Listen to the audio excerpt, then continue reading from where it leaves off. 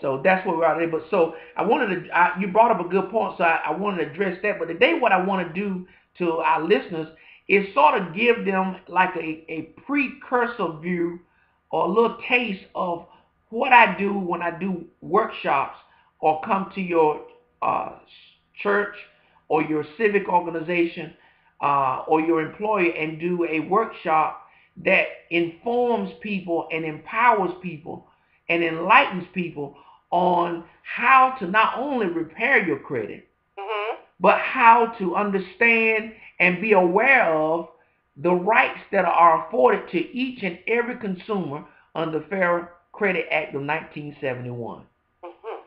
Okay.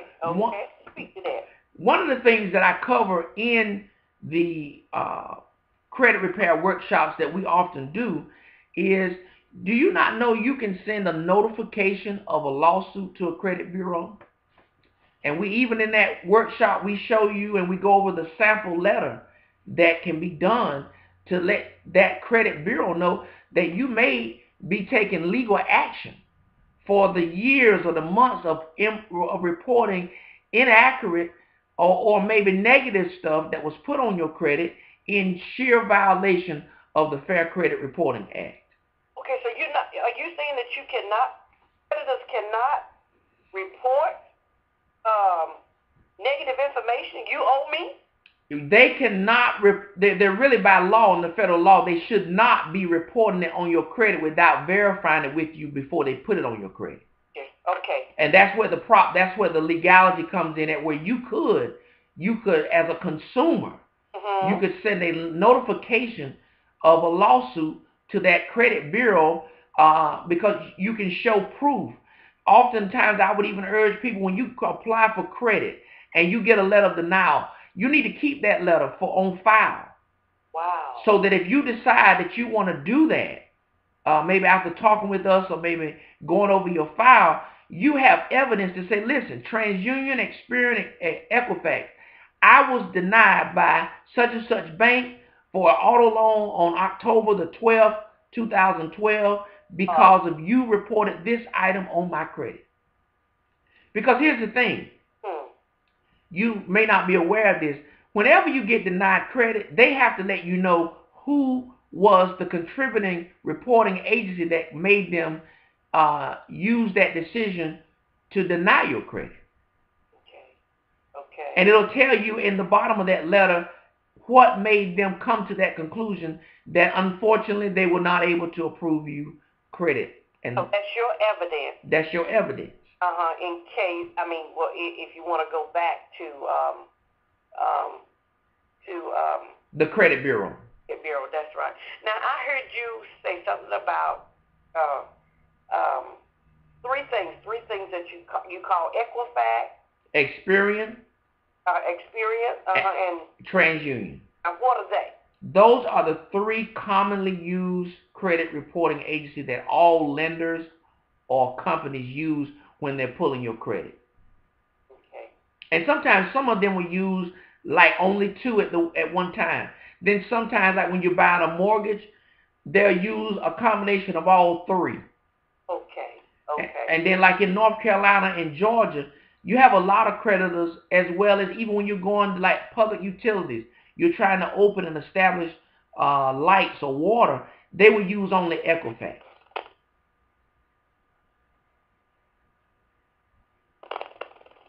We're here, Brother Dare. Are you still there? Yes, I am. Okay, go ahead. You got cut off for that last statement. All right. A lot of times what they'll do is they'll use one or all three of those bureaus to kind of determine the consistency of your credit or your credit history. Okay. We also cover in the workshops, there's a letter to credit bureaus and collection agencies who fail to validate your debt. They have to validate your debt that you are, I would say, accused of owing or delinquent on. There is a letter that we go over in the workshops, and we put it up on the overhead projector that people can see how this letter is structured. And we can, if you need us to assist you or consult, counsel you in getting that put together, we do have the ability to go and help you with that, because we are a consumer advocate program. And I want to address a lot of the listeners that may be listening. You may, some of you, because I get this sometimes with some of the clients, you see a lot of signs out here, you see a lot of ads where people repair credit, and they are fly-by-night flim-flams. Right. And one thing that I can say about Credit Repair Education Services of 2664 Timber Drive, Suite 103, Garner, North Carolina, 27529, 910-813-8525. We're on Facebook, facebook.com. Look up under groups, Credit Repair Education Services in the search engine on Facebook. We're there. We are rated A+. All right. By the Better Business Bureau of Raleigh, North Carolina. Now, if you are dealing with somebody who's claiming that they can do credit repair and you cannot go to the Better Business Bureau of Raleigh website or whatever the state may be that you're listening to and see their rating, we have, and I know what I'm talking about because I just checked it last night before I came on this morning. And as of last night, we have no complaints against us. Very good. We are A+ rated. We are in Garner. You can look it up. Go to bbb.org. Type in Garner, North Carolina or Raleigh. Type in Credit Repair Education Services, and we're right there. So that's the thing. Whether you choose to go with CRES, Credit Repair Education Services, or you decide to go with somebody else, do your homework. That's right. Do your homework. And even the Word of God says, study to show thyself approved unto God. A workman need not be ashamed, rightly dividing the word of truth. So spiritual into natural, you have to do your due diligence in these days and times before doing business with anybody. Or I would say doing anything. Getting married, getting involved with a business, you got to do your due diligence. You got to stay. The other thing that we cover in our credit repair education workshops is you can have a letter sent to remove inquiries from your credit. A lot of times, inquiries can bring down your score a little bit. Yeah. Well, and some of that is to the consumer. He's put himself in that situation. Exactly. Because, say for instance, that he went out, like I was just telling you earlier, that we go out shopping and we see all these wonderful things that have enticed our eyes. And then all of a sudden we go in these stores and say, well, if you open up a credit account, you'll get 10% off, or you get 20% off today using your card and da-da-da-da-da. Well, we don't understand that every store we go in and we decide that's what we want to do, that's an inquiry to our credit. That is correct. That is correct. And every time they do an inquiry, like you said, it does what? It can affect your credit, and even sometimes the creditor that you are going to, the next creditor that looks at your credit, it can make you look a little desperate when you see where you've gone 10 places in one day. Right. You know, you don't want to do that. You want to, if you got turned down maybe 2 times, you want to find out what is causing that denial before you keep running around applying for credit. But see, you see how that they entice us, how the businesses entice us to do. It sounds good, it looks good, and we want it. Yes. What our eyes and our ears are the gateway to disaster. Exactly. Most definitely.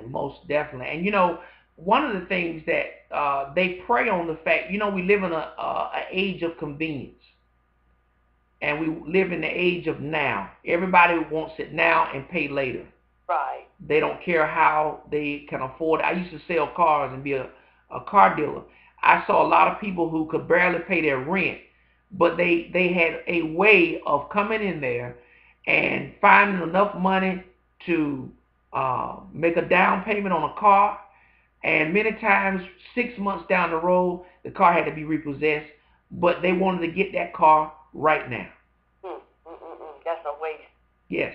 And a discredit to their credit. I've seen people have more of a zeal and a plan and excitement to buy a car and get in debt, long-term debt, than how they're going to take care and raise their family. And that's sad. That's sad. we've got to somehow reorganize our goals and our priorities. The other thing that we cover is what is called a follow-up letter to send to the credit bureaus. This is a letter that sometimes, even in contacting the creditors regarding the negative things that's on a person's credit, sometimes they are slow in getting a response back to the client or the consumer. So what we do, sometimes we send a follow-up letter. And now we have the capability, not only a follow-up letter, we can fax the information directly into the credit bureaus. So that would expedite the time. That's right. So in other words, if a person would come into the service, the credit repair education service, and would need this done, you all can send information directly to those credit bureaus. Exactly. And follow up on it. And follow up. Well, when I first started out in this business, we were dependent upon getting it through the mail. But now with the advancement of technology, we can do some things, follow up on the internet with them. We can fax the updated disputes right directly into all three of those bureaus.